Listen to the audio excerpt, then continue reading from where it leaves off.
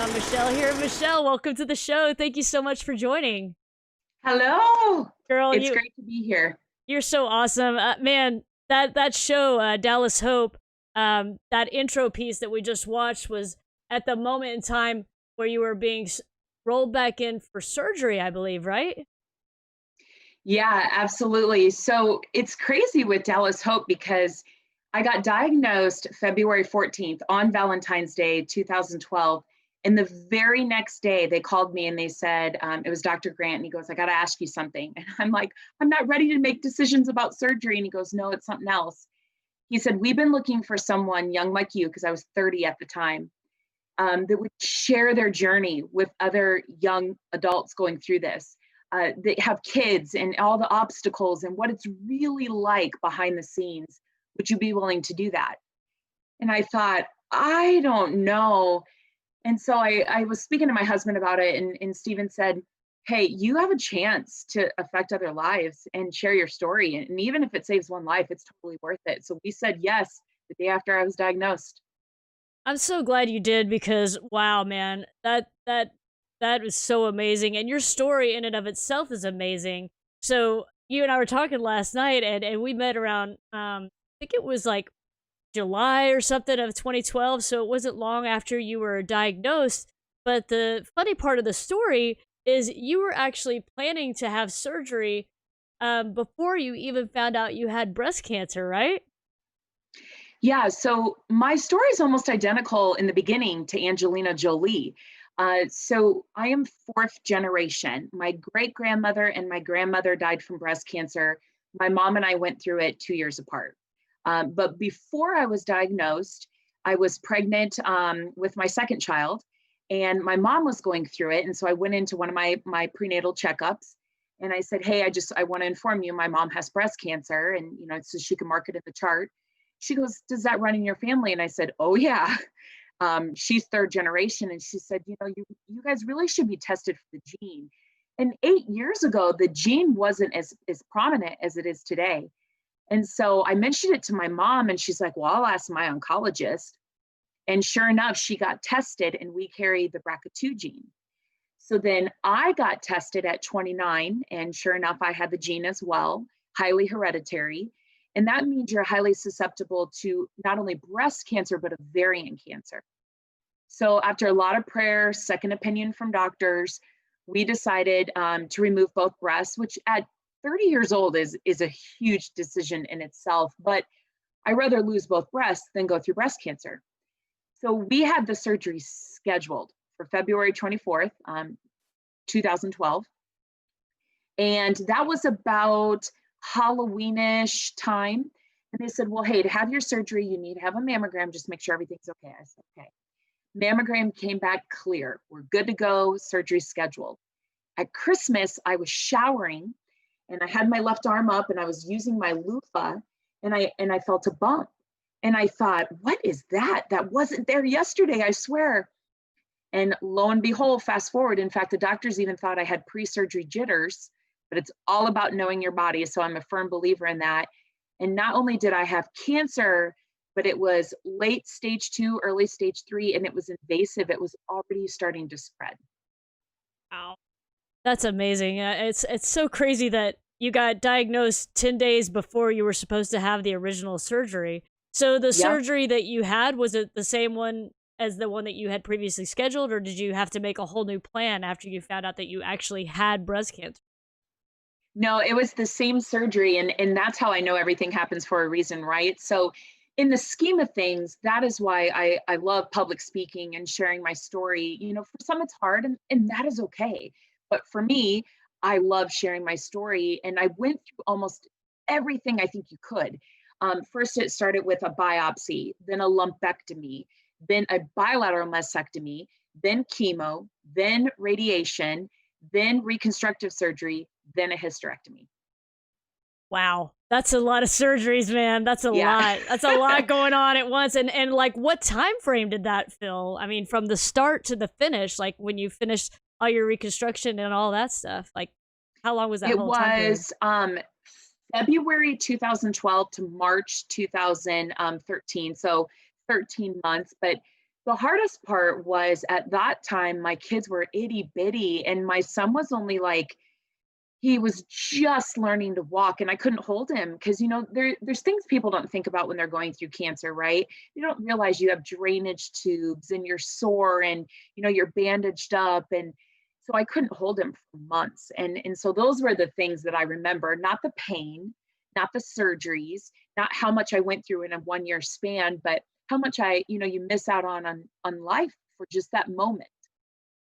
God, that's so true. I remember when I was diagnosed, I stopped playing drums for the whole time I went through breast cancer. And so it was just, yeah, it's like a full stop on your life.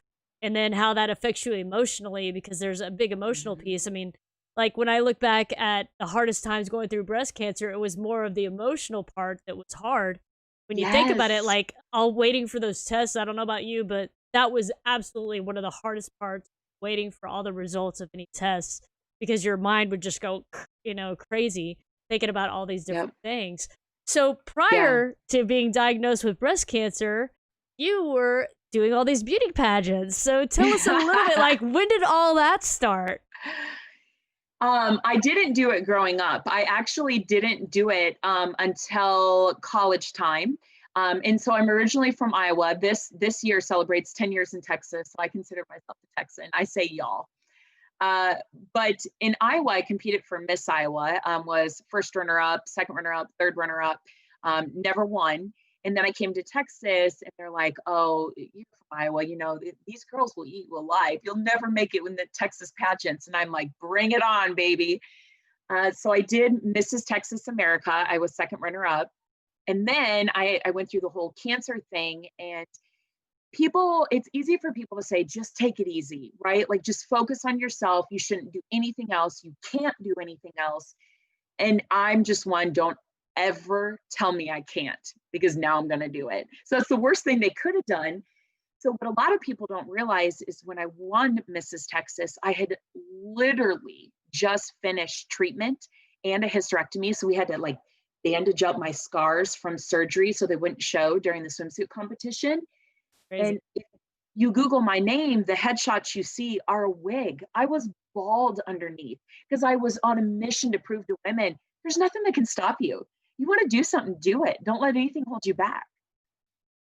Wow, and I'm gonna have to pull up one of those pictures real quick. I was just now finding one, and tell me if this is, well, you won't be able to see it, but it's one of them that has the you're wearing a beautiful white, I think, sequence dress, it Yep. looks like. And a crown, Yeah, that is a wig. I am fully bald underneath, and all my scars are bandaged. I'm gonna have to bring it up at here. So let me just bring it up quick so everybody. And it's so crazy because, in the beginning, it's funny how you transition, and you can totally appreciate this, April. Like, in the beginning, you're scared to lose your hair, and you're scared to lose your breasts, and you are really scared for the self-esteem issues you'll go through and your battle scars you're going to have for life. And then you survive cancer and you realize you're stronger than cancer, and all of that transitions, right? Because then it's like, I'll show you my scars if you show me yours, right? Then you become proud of them. And it's like a moment in time that you embrace and you'll never forget. That's so true, man. And I was watching one of those videos last night that you were telling me about, where you were in the swimsuit competition portion of the pageant. And I mean, it was unbelievable to me that during that time, you had just recently finished all of that. I just don't know where you got that strength. I mean, how did you prepare for that physically? I think cancer is something you can't really prepare for, right? I was one of those what I call dummies. I thought it would never happen to me, right? Like, there's just, even when I was watching my mom go through it, I still thought that will never happen to me. And the thing that people need to understand is cancer doesn't discriminate. It doesn't care how healthy you are, how tall, how skinny, how much you go to the gym, how much I mean, cancer will come knocking on your door at any time. And so you have to know your body, you have to go to the doctor, and you have to do your due diligence, right? And so when I got cancer, I have two choices. And the doctors still to this day say your positive attitude, along with obviously treatment, got you through it. Like how quickly you healed and your mentality absolutely had something to do with that. And I believe that. You can let it take you down to the ground, which is okay once in a while. It is totally okay to have all those emotions. I was sad, I was mad, I was happy, I was scared. It is okay. When You I saw do the those contestants emotions that define you. So if you have a bad day, next day is going to be a good day. And I just constantly picked myself up. And for me, and this is not for everyone, I still worked, and I still went to the gym, and it was minimal, but it was something. You have to keep yourself going forward, one step at a time. Wow. I just showed everybody one of the pictures from the swimsuit competition. Actually, I accidentally started playing in the video, so forgive me when there was like a just a second, and it wasn't long at all, Michelle, where there came some sound over top of you. But showed everybody, what kind of shape you were in and what wonderful shape you were in. And it's true, like when you go through something like breast cancer, it really pushes you to the edge of your abilities. Like it's like that saying that everybody says. It's something like you never know how strong you are until it's strong as all you do, type of thing. I think Yeah, it's a better statement than that, but to that effect. When you go through breast cancer, it's like you have to step up to the plate. You can't just like lay down. You have to step up to the plate and jump in yeah. there. And I love that you were like, I'm not just gonna lay around during this time. I'm still gonna go out there and kick butt. So how was that with your children? So when they got a little bit older, were you able to talk to them about what you went through? Yeah, and the hardest part, it's crazy because when you're done with it, everyone's like, "Oh, aren't you glad that's done?" And I'm like, "Are you kidding me? It's never done, right? A, we don't have a cure. Right. And B, we carry the BRCA2 gene. So both my children, I have a son that's 10 and a daughter that's 13 now. Oh, I have a teenager. And you've known me for 8 years now. So I mean, you knew them when they were itty bitty, but it's crazy because both of them, when they turn 18, both boy and girl, will have to be tested for the gene. And they warned me one, if not both, will have it. And that genetic testing saved my life. It literally did. So I tell people, don't think of that as a bad thing. To know you have the gene means you have the chance to be proactive. So you don't have to go through what I did, right? But I worry every day. I pray and pray and pray, please find a cure. Please, keep improving technology and treatment so that if my kids were to have that gene, they have, even more and better options than what I did. But it's tough. I think of, let's say my daughter finds out she has the gene at 18. What do you say to them, right? Do you say, hey, we need to think about doing a bilateral mastectomy to an 18-year-old? When in reality, that is the truth. It got younger and younger. I think, if I'm saying it right, my great grandmother was 65. My grandmother was 60, and my mom was in her early 50s, and I was 30. So it just gets younger and younger and younger. That's so So those, scary. Yeah, at 18, yeah, ugh, I can't even imagine having that conversation or having to think yeah. about something like that at 18. Ugh. And the beauty aspect. So that's something that I think is important for people to really think about. At one point during my journey, it wasn't, people hear cancer and they think, am I going to die? And that's the scariest part for them. Actually, it was something different for me.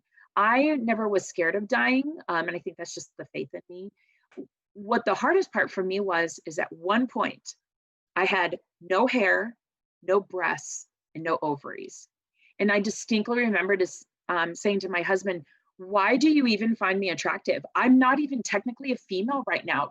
Those things run through your head. Like, you took away everything that makes me a woman. And it was that year I finally realized beauty isn't what people think beauty is. I found true inner beauty, and it took 30 years deep inside. Wow, that's super deep, man. And I've heard of a lot of women that go through that. I mean, it's a very common thing to go through as a survivor, to feel like you're not as much of a woman or that you're not a woman. And I was going to kind of bring it back around to our survivors group, where we share a lot of stories like this, and I'm sure there are many other women in Survivors Rock, a breast cancer can stick it community, that feel that same way. Whenever you have your breast removed or you have a hysterectomy or anything like that, that you feel like you're just almost like a shell, that you're not a woman anymore. But we're here to tell you, you are, man, and you're stronger than Yeah. ever for sure. So that's so cool. And you mentioned when we were talking that we've known each other for about 8 years, and it's so crazy when we think about that because when Breast Cancer Can Sick It first got started is when we met. We didn't become an official nonprofit until May of 2013, and you and I met a year before. And as soon as we started doing fundraisers, I'm calling you. I'm like, Michelle, come on, bring your crowd, dude, bring your crowd, and get up on stage and like MC and stuff. And you're like, I'm there, and you like jumped into it, and you've helped us with so many things. You have this amazing voice. You're a great singer.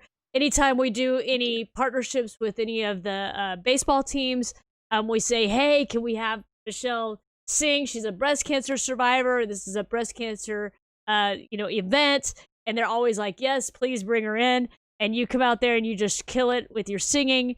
But you've always been such a great proponent of sharing your story and helping other people. And we're so thankful that you've been able to do that with us. It's just been a huge blessing for you to do Thank that. you. So I'm curious, are you doing any more of the pageantry stuff? Any more of that?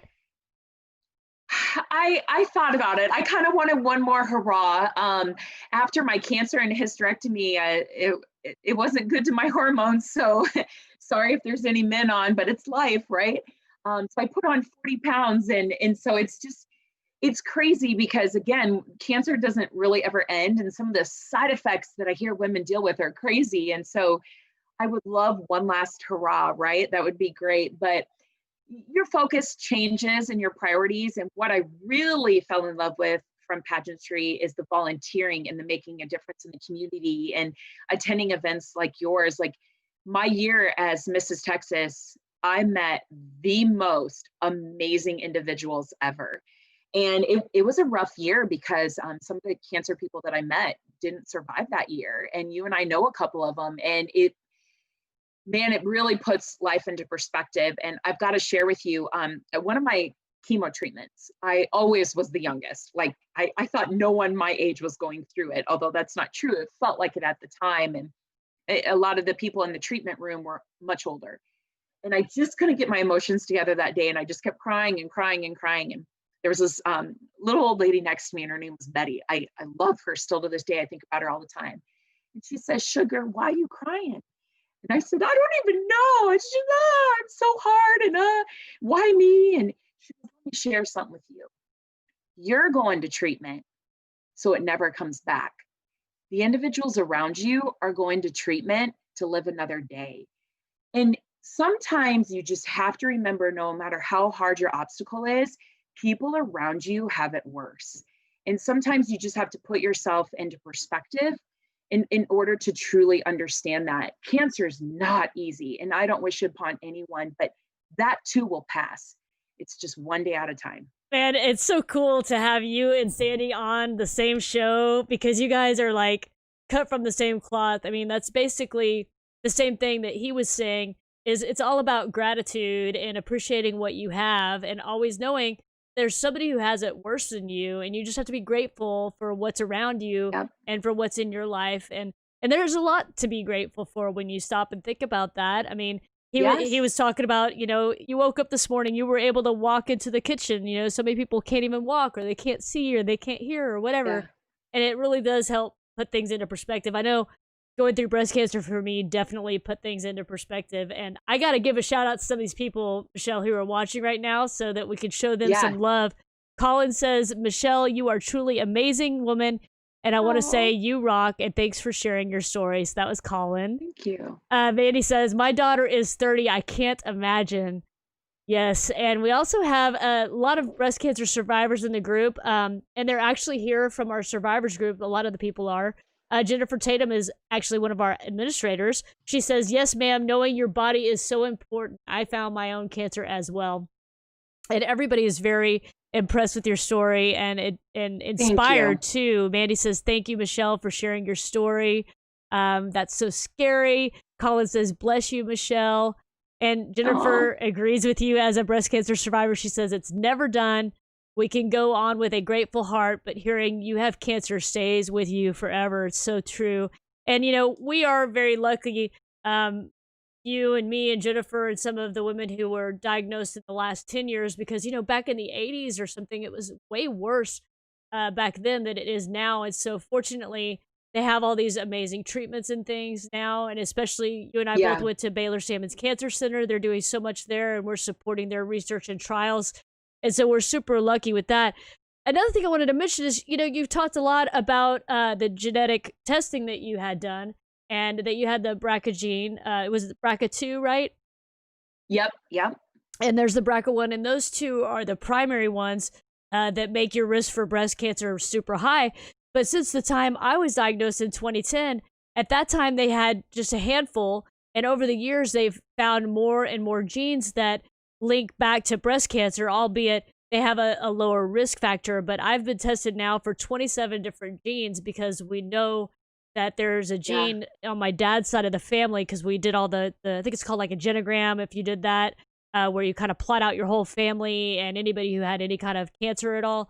And we found that it was very prevalent on my dad's side, but we still haven't found the gene that ties that all together. So there's a gene out there that I feel certain is on my dad's side that they haven't been able to link back to breast cancer just yet. But it's cool that they're making all these strides like that. I mean, Yeah. remember it was And so few at the beginning. Now it's like 27, Crazy. I know, and a lot of people don't realize to get tested is just a blood draw. It's nothing to be scared of. It just felt like I was going in to have my blood drawn, and that was it. And we learned the results, and it doesn't mean you'll get cancer. In fact, there's many people that have the gene and never got cancer, and there's people who got cancer and didn't have the gene, and it's just a chance for you to be proactive. And one of the things when I do public speaking, I'm a firm believer. If your doctor knows your body better than you do, there's an issue with that. I found my own cancer, right? And I knew even when they said you have the pre-surgery jitters, it didn't feel right. So you need to know your body. Your husband, your significant other needs to know your body. It's not the doctor's job to do that every year. That's just icing on the cake, right? Extra precaution. But don't wait till it's too late. You have one body. God blessed you with one body. That's it. So take care of it. Treat it like a temple, right? Know your body. Take care of it. You're worth it. Amen. And Randy was on earlier, and he is our male breast cancer survivor and Survivors Rock at Breast Cancer Constituent Community, which, by the way, if you guys know any breast cancer survivors, please share that link with them. We would love to have them in our group. But Randy found his breast cancer as well. And it's not as common for men, so it's not as likely for them to find the breast cancer. So it is about knowing your body better than anyone. I used to always say no one knows or no one cares more about your health than you do. So it's Yeah. important that we all pay close attention to that. One of the things that I like to ask folks, Michelle, is when you went through breast cancer. Now you've already covered a lot of this, but there might be something that stands out a little bit above everything, or it might just be a repeat of what you said. But aside from the perspective and the gratefulness and all of that stuff, what is a big takeaway for you that you got from going through breast cancer that was a positive? Yeah, absolutely. So I wholeheartedly believe there are two lives when you go through cancer. There's the life before cancer that your parents gave you, and there's the life after cancer that God gave you. And I can tell you, the second life is so much better than the first. And you'll go through hard times. Trust me. There were times I doubted life and I was mad at God, and that's okay. It is okay to scream and be mad and angry. Again, it's just what you do with those emotions, and you pick yourself up the next day. And I just remember thinking, why didn't I die? Right? I mean, cancer is a very serious thing. And what is it? 1 in 4 women get it. And it's real, and it's right in front of us, and you have to be aware of it. But my journey wasn't done yet. And so you have to get through these things, and you have to come out a bigger and better person. And it's only made me stronger. And April, if you remember my favorite quote I told you last night from Pitbull, every day above ground is a good one. And you have to remind yourself that every day you get out of bed. Man, that's true.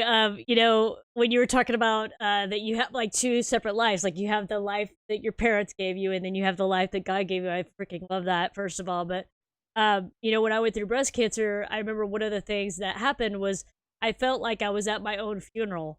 because, all these people would come out of the woodwork to tell me things that they never would have before, almost like you're kind of watching your own funeral. And so when you do get through breast cancer, it is almost like a rebirth. And you're right, it is an Yeah. even greater life because you have a new perspective and you also have Yes. a new connection with all of these people out there. Greg Gannon wants to tell you hello. Greg Gannon is in the house. He says hello. Awesome photographer in the house right there.